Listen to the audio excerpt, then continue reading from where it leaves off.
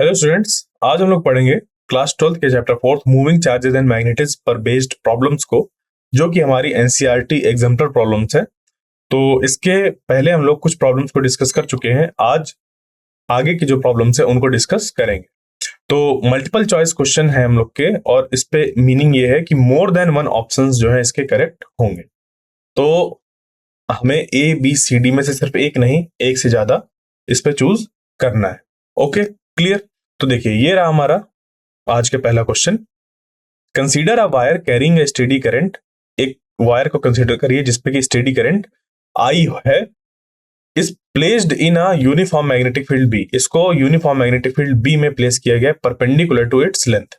ठीक है, perpendicular to its length. Consider the charges inside the wire. It is known that magnetic force do not work, this implies that.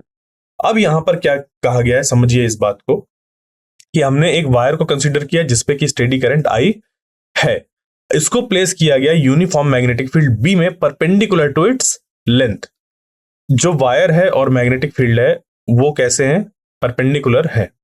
Consider the charges inside the wire. अगर हम इसके जो अंदर charges हैं उसकी बात करें तो consider the charges inside the wire.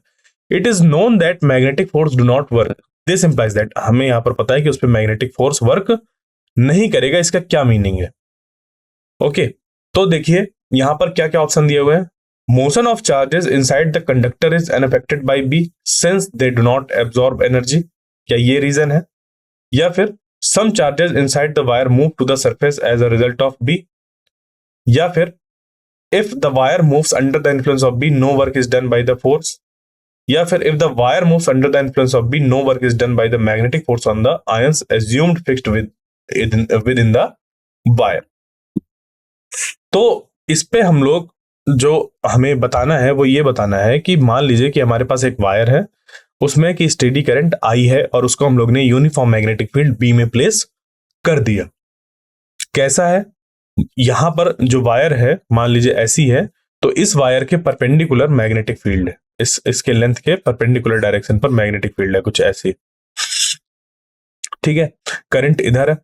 तो अब हमें यहां पर क्या बताना है, देखिए कि consider the charges inside the wire. इसके अंदर, इस वायर के अंदर जो चार्जेस हैं उनको कंसीडर करिए।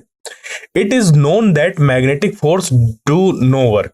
ठीक है, यहां पर वर्क नहीं करता किसी भी तरीके का।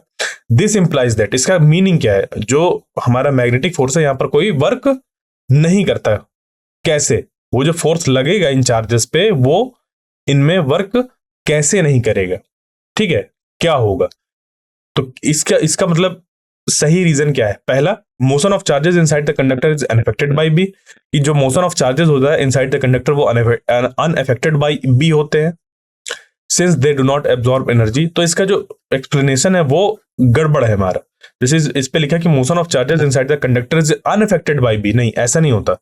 अनअफेक्टेड नहीं होता, उनमें इफेक्ट पड़ता है। ठीक है, उनमें इफेक्ट पड़ता है। तो यहां पर ए वाला हमारा ऑप्शन सही नहीं होगा। उसके बाद, if the wire move under the influence of B. If the wire moves under the influence of B no work is done by the force. तो यहां पर अभी वायर के मूव होने की तो बात ही नहीं है। वायर के मूव होने की बात है ही नहीं। ओके, तो ये वाला भी ऑप्शन हमारा रॉन्ग हो जाएगा। फिर बचा क्या? Some charges inside the wire move to the surface as a result of B. होता क्या है कि यहां पर जो कुछ हमारे चार्जेस होते हैं वो मैग्नेटिक फोर्स के एप्लीकेशन की वजह से वो मूव होकर के आ जाते हैं, सरफेस में आ जाते हैं। ठीक है, सरफेस में मूव कर जाते हैं। ओके, फिर if the wire moves under the influence of B. अगर वायर मूव करेगी under the influence of B तो no work is done by the magnetic force on the ions. अगर हम उसको ये माने कि जो वहां पर आयंस है वो फिक्स्ड है विद इन द वायर। अगर हम लोग ये क्या माने कि जो हमारे आयंस है वो कैसे है? फिक्स्ड है विद इन द वायर, क्योंकि उनमें कोई मूवमेंट नहीं तो कोई वर्क नहीं। फोर्स तो लग रहा है, कोई मूवमेंट नहीं, तो उनमें जो वर्क निकल कर आएगा वो जीरो निकल कर आएगा। ठीक है, magnetic force on the ions, magnetic force on the ions, उसमें जो वर्क होगा वो हमारा जीरो हो जाएगा। बट कुछ चार्जेस होंगे जो इनसाइड द वायर, वो कैसे होंगे? मूव होंगे, सरफेस पे आ जाएंगे। ओके, तो ये बी वाला हमारा करेक्ट हो जाएगा और डी वाला यहां पर करेक्ट हो जाएगा। क्लियर? अब चलते हैं आगे नेक्स्ट प्रॉब्लम पर। इसका अगर मैं आपको आंसर दिखाऊं तो इसका आंसर हो जाएगा magnetic force on a wire carrying a steady current I placed in a uniform magnetic field B, a wire carrying steady current I placed in uniform magnetic field B perpendicular to its length is given by this। ये हम लोग जानते हैं, क्योंकि इसको अगर आप याद करें तो ये होता है F is equal to I L cross B. ये बनता है, याद आया? तो F is equal to I L cross B. यहां से हमारा जो इसका क्रॉस है, इसका मीनिंग ये होता है कि F is equal to I L B sine theta. अब यहां पर थीटा एल और बी के बीच का एंगल होता है, तो यहां पर दिया ही हुआ है कि एल और बी के बीच कैसा है एंगल, 90 डिग्री, क्योंकि परपेंडिकुलर रखा हुआ है, तो साइन 90 की वैल्यू हो जाएगी 1। तो एफ कितना हो जाएगा? एफ जो है वो हमारा यहां पर हो जाएगा आई एल बी। ये निकलकर आ गया। So the direction of force is given by Fleming's left-hand rule, and F is perpendicular to the direction of magnetic field B. Therefore, work done by magnetic force on the ions is 0. तो simply हम लोग ये कह सकते हैं कि अभी जो फोर्स है वो इस के क्या होगा, परपेंडिकुलर डायरेक्शन पर होगा मैग्नेटिक फील्ड के, जिसकी वजह से हम ये कह सकते हैं कि जो हमारा वर्क डन निकल कर आया है वो 0 होगा। ठीक है, क्लियर? अब बढ़ते हैं आगे नेक्स्ट प्रॉब्लम पर। To identical current carrying coaxial loops, to identical current carrying coaxial loops carry current I in an opposite sense. Opposite sense का मीनिंग यानी कि अगर एक में ऐसे करंट फ्लो कर रहा है तो दूसरे में ऐसे फ्लो कर रहा होगा। ठीक है, तो two identical current carrying coaxial loops है, carry current I in an opposite sense, a simple Amperian loop passes through both of them once, calling the loop as C। तो अगर इन कोएक्सियल लूप्स के थ्रू एक Amperian loop को पास कराया जाए, एक साथ इनसे पास हो, तो यहां पर लेट सपोज हमने उस एम्पीरियन लूप को C कहा है, तो क्या होगा? ये 4 ऑप्शन है हमारे पास। क्या ये पहला वाला ऑप्शन करेक्ट होगा, दूसरा वाला, तीसरा वाला, चौथा वाला? कौन सा ऑप्शन करेक्ट होगा? तो इस पे अगर हम लोग ध्यान दें तो यहां पर हमारा क्या फॉर्म होना चाहिए? देखिए, जैसे कि इस पे जो हमारा ये वाला है, ठीक है, पहला वाला, ये क्या बता रहा है? B dot dl is equal to mu not I, mu not I. फिर बी वाला क्या बता रहा है? The value of line integral B dot, इस पर कंप्लीट लूप इंटीग्रेशन है ये, B dot dl is equal to plus minus, ठीक है, यहां पर ये प्लस माइनस है, plus minus 2 mu not I is independent of sense of C, यानी कि सी को हम चाहे ऐसे बनाए चाहे ऐसे बनाए, कोई फर्क नहीं पड़ रहा। इस ये कहना चाह रहा है इस तरीके से। उसके बाद there may be a point on C where B and dl are perpendicular. C में कोई एक ऐसा पॉइंट होगा जहां पर बी और डीएल परपेंडिकुलर होंगे। फिर है हमारा डी कि बी वैनिसेस एवरीवेयर ऑन सी, जो बी है वो सी में हर जगह पर कितना है? 0 है। तो क्या होगा इसका आंसर? अगर हम इसकी अब बात करें तो देखिए क्या क्या कहा गया है। ये तो मैंने एक बार आपको क्वेश्चन पढ़ के बता दिया। अब इस पे आप देखिए कि इस पे क्या आंसर निकल कर आएगा। तो 2 identical current carrying coaxial loops हैं, बना दिए।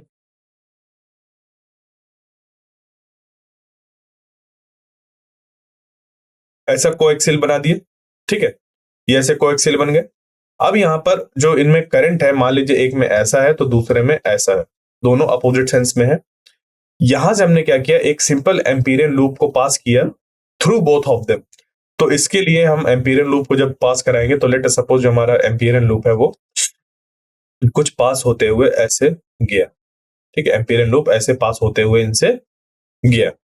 उसके बाद फिर अगर इसको मैं दोबारा बनाऊं तो और शायद समझ पे आ जाए, ये ऐसे गया इधर से इधर और यहां से कहीं से निकला होगा और फिर इस पे एंटर किया होगा, ये यहां से निकल के फिर ऐसे किया होगा। ये एम्पीरियन लूप है, क्लोज्ड एम्पीरियन लूप है, ठीक है। ध्यान दीजिएगा, ये मैंने ऐसे बनाया कि इधर से एंटर कर रहा है और इधर से निकल रहा है। तो इसका कौन सा ऑप्शन करेक्ट होगा? बी, सी, डी, ए, कौन सा ऑप्शन इसका करेक्ट होगा?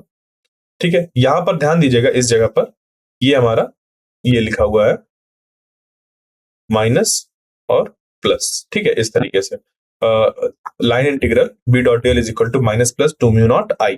तो यहां पर अब क्या है, कौन सा ऑप्शन करेक्ट होगा? देखिए,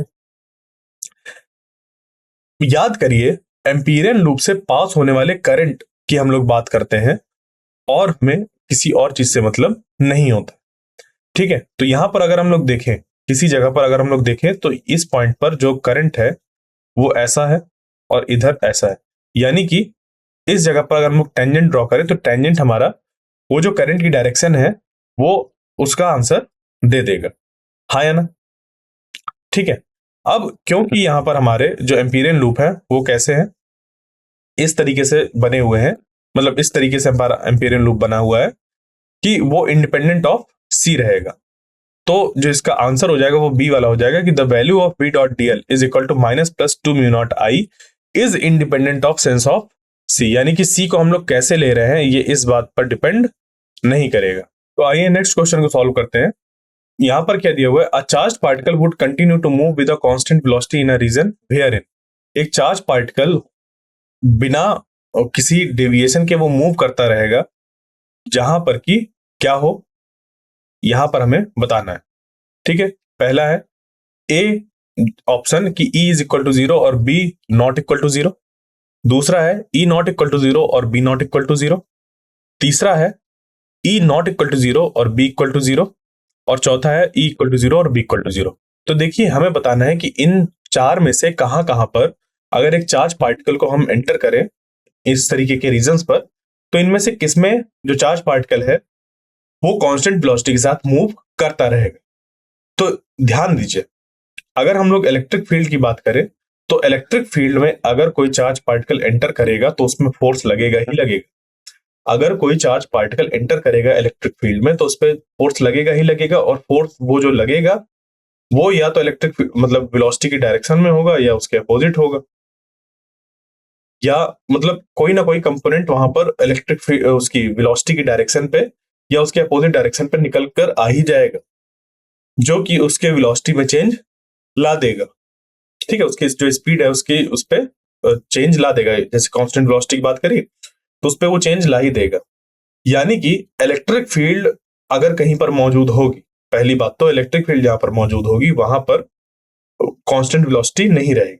दूसरा कि अगर हम मैग्नेटिक फील्ड की बात करते हैं तो मैग्नेटिक फील्ड में क्या होता है कि मैग्नेटिक फील्ड में ये डिपेंड करता है इस बात पर, जैसे कि क्यू वी क्रॉस बी, ये हमारा होता है मैग्नेटिक फोर्स का फॉर्मूला।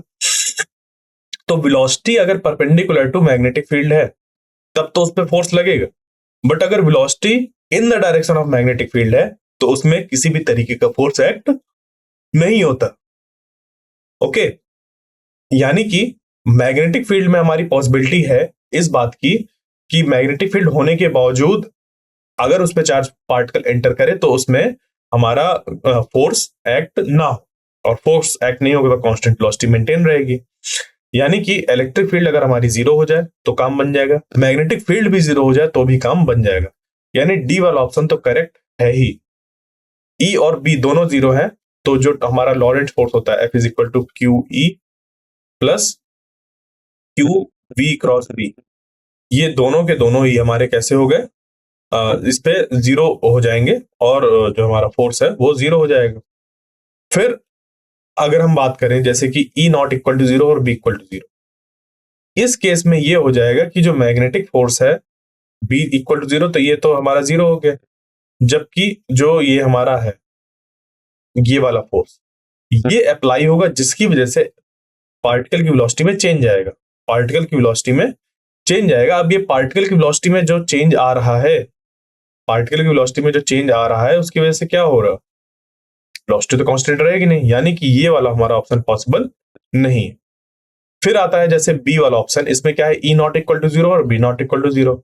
तो हाँ, हो सकता है कि ये वर्क कर जाए। कैसे? हम मान लेते हैं कि अगर एक पार्टिकल कांस्टेंट वेलोसिटी से मूव कर रहा है तो फोर्स जो लग रहा है उस पर जीरो लग रहा है, तो Q E Q E plus Q V cross B, ये बन जाएगा। अब ये हमने जीरो पुट ही कर दिया, तो ये जो अब बचे क्वांटिटी हमारी, इनको अगर हम लोग रीअरेंज करें तो ये हो जाएगा E is equal to minus B cross B. ठीक है, बी क्रॉस बी इस तरीके से। यानी कि ये जो यहां पर फॉर्म हो रहा है, ये फॉर्म हो रहा है कि E बाई बी एक कोई रेशियो निकल कर आएगा जो कि V के बराबर होगा। तो अगर ये रेशियो हमारा मेंटेन कर दिया जाए, E भी नॉट इक्वल टू जीरो और B भी नॉट इक्वल टू जीरो, और ये रेशियो मेंटेन कर दिया जाए, तो वो V वेलोसिटी के बराबर आ जाएगा। यानी कि ये हमारा एक तरीके से वेलोसिटी सिलेक्टर हो गया, जहां पर कि इस वेलोसिटी के पार्टिकल्स पर कोई फोर्स नहीं लगेगा जब इस वेलोसिटी के पार्टिकल्स एंटर करेंगे इस रीजन में। तो इलेक्ट्रिक और मैग्नेटिक फील्ड की वैल्यू को एक साथ हम परपेंडिकुलर डायरेक्शन में लगाने के बाद उनकी वैल्यू को चेंज करके कुछ इस तरीके से कि रेशियो उस वेलोसिटी के बराबर आ जाए जिस वेलोसिटी को हमें कांस्टेंट रखना है, तो ये भी वर्क कर जाएगा। उसके बाद आता है पहला वाला ऑप्शन कि इलेक्ट्रिक फील्ड हमारी जीरो है। तो इलेक्ट्रिक फील्ड जब जीरो है, तो इलेक्ट्रिक फील्ड जीरो होने की वजह से क्या हुआ कि उस पर तो फोर्स कोई लगेगा नहीं, बचा सिर्फ क्यू बी क्रॉस बी। तो अगर वेलोसिटी और मैग्नेटिक फील्ड की डायरेक्शन सेम हो जाए तो जो इस पे फोर्स लगेगा वो भी जीरो निकल कर आ जाएगा। ठीक है, तो ये ए वाला ऑप्शन भी हमारा पॉसिबल है। तो ए बी डी ये तीनों ऑप्शन हमारे करेक्ट हो जाएंगे, ए बी डी ऑप्शन हमारे करेक्ट हो जाएंगे। अब चलते हैं आगे, very short answer type questions पे, इनको सॉल्व करते हैं। तो देखिए ये वाला तो हम सॉल्व नहीं करेंगे क्योंकि इस पे हमारे इलेक्ट्रॉन अब हमारे सिलेबस में नहीं है। आगे बढ़ते हैं इस पे। तो so that a force that does no work must be a velocity dependent force. हमें यहाँ पर ये शो करना है कि ऐसा फोर्स जो कि हमारा वर्क ना करे वो वेलोसिटी डिपेंडेंट हो, ये चीज हमें शो करनी है। तो देखिए आइए इसको करते हैं। तो हमने मान लिया, लेट अस सपोज कि D W is equal to F dot D S कह लीजिए या डीएल कह लीजिए, ये होता है डी एस डी एल, हमारे डिस्प्लेसमेंट की बात हो रही है। तो एफ डॉट डीएल ऐसे जैसे लिखा हुआ है, वर्क डन नहीं हो रहा, तो ये क्या हो गया बराबर जीरो के। ये किसके बराबर हो गया, जीरो के। अब एफ इस डीएल को हम लोग लिख सकते हैं F dot V D T is equal to zero. तो यहां से ये निकल कर आ जाएगा F dot V is equal to zero. ठीक है, F dot V is equal to zero, यानी कि F must be velocity dependent which applies that angle between F and V is 90 degree. तो जो यहां पर मीनिंग है वो ये है कि इफ वी चेंजेस, अगर उसकी डायरेक्शन चेंज होगी, then direction F should also change so that above condition is satisfied. यानी कि हमें एफ डॉट वी को हमेशा जीरो रखना है, एफ डॉट वी को क्या रखना है, जीरो रखना है। यानी कि फोर्स और जो वेलोसिटी है हमारी, इन दोनों के बीच का जो एंगल फॉर्म होगा, ठीक है, इन दोनों के बीच का जो एंगल फॉर्म होगा हमारा, वो कैसा होना चाहिए, क्योंकि डॉट प्रोडक्ट है तो एंगल हमेशा 90 डिग्री होना चाहिए। ठीक है, वेलोसिटी और फोर्स का, जिसकी वजह से क्या हो कि इसमें हमेशा जो फोर्स लगे वो वेलोसिटी के परपेंडिकुलर डायरेक्शन में हो, जिसकी वजह से जो वर्क डन हो वो हमारा जीरो हो जाए। यही रीजन है यहाँ पर कि फोर्स को हम यहाँ पर हमारे वेलोसिटी डिपेंडेंट होना पड़ेगा, कि वेलोसिटी की अगर डायरेक्शन चेंज हो रही है तो फोर्स की भी डायरेक्शन चेंज हो जाए। और ये तभी पॉसिबल है जब फोर्स भी जानता हो कि वेलोसिटी चेंज हो रही है। यानी कि कहने का मतलब ये है कि फोर्स वेलोसिटी डिपेंडेंट जब होगा, यानी कि वो फोर्स पूरी तरीके से वेलोसिटी पे डिपेंड करेगा, तो वेलोसिटी पे डिपेंड होने की वजह से जब वेलोसिटी चेंज होगी तो फोर्स अपने आप जो होगा अपना डायरेक्शन वगैरह चेंज कर लेगा और हमेशा मेंटेन करेगा वी और एफ को, इनके बीच की डायरेक्शन। क्लियर, समझ गए? तो इस तरीके से ये बनता है। आइए इस क्वेश्चन को सॉल्व करते हैं हम लोग। तो two long wires carrying current I1, दो लॉन्ग वायर है, लॉन्ग वायर, इनमें करंट I1 और I2 फ्लो हो रहा है, एक में I1 और दूसरे में I2 फ्लो हो रहा है। Are arranged as shown in figure, the one carrying current I1, the one carrying I1 is along X axis, यानी कि ये एक्स एक्सिस के लॉन्ग ऐसे रखी हुई है। The other carrying current I2 is along a line parallel to the y axis, is along the line parallel to the y axis, इस y axis के पैरेलल रखा हुआ है।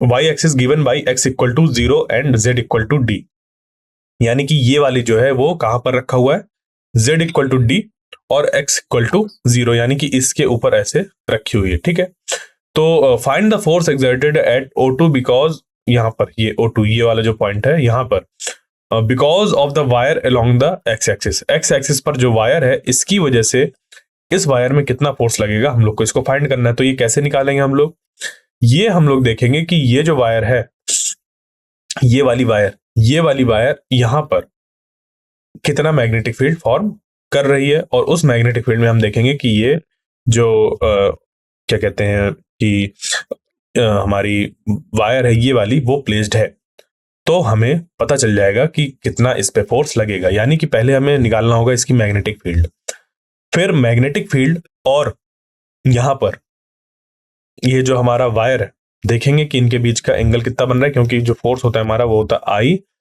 L cross B. ठीक है, यही फॉर्म होता है आई एल क्रॉस बी। तो हमें एल और बी के बीच का एंगल देखना होता है, उसको चेक करेंगे, जो भी होगा उसके अकॉर्डिंग हमारा आंसर निकल कर आ जाएगा। तो आइए उसको देखते हैं। सबसे पहले मैग्नेटिक फील्ड हमें निकालनी होगी, तो क्या करेंगे, सबसे पहले हम लोग निकाल लेंगे मैग्नेटिक फील्ड को, या फिर इसको अगर हम लोग चाहें तो इस तरीके से भी निकाल सकते हैं कि सिंपली देखिए, in Biot Savart law magnetic field जो होती है B is parallel to I D L cross R, IDL cross R के पैरेलल होती है, यानी कि आईडीएल क्रॉस की जो डायरेक्शन निकल कर आएगी, आईडीएल क्रॉस आर की जो डायरेक्शन निकल कर आएगी उसी डायरेक्शन पर ही हमारी मैग्नेटिक फील्ड होती है। तो यहां से जो हमारा निकल कर आ रहा है वो ये निकल कर आ रहा है कि I dl have its direction along the direction of flow of current.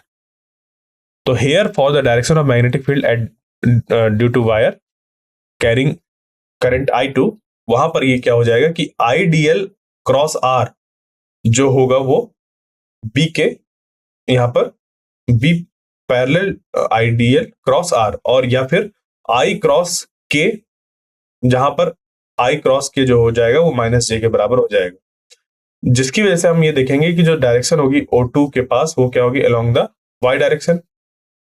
The direction of magnetic force exerted at O2 because of the wire along the X axis क्या हो जाएगा, I L cross B is equal to J cross minus J, यानी कि 0। ठीक है, इस तरीके से हमारा ये निकल कर आ गया। So the magnetic field due to I1 is along the y-axis, the second wire is along y-axis and hence the force is 0। जो हम लोग ने क्या किया, सिंपली बड़ी सी कैलकुलेशन करने के बजाय डायरेक्ट उसके फोर्स को देख लिया कि उसका डायरेक्शन किधर है, फोर्स का डायरेक्शन देख लिया, और जो एल की डायरेक्शन थी उसको चेक कर लिया, दोनों की डायरेक्शन कैसी थी, एक ही एक्सिस में थी, जिसकी वजह से जो इनमें हमारा फोर्स निकल कर आएगा वो 0 निकल कर आ जाएगा। ठीक है, एक और प्रॉब्लम को करते हैं यहां पर,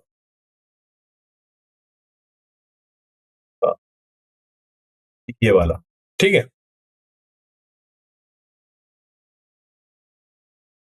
इसी क्वेश्चन को, ठीक है।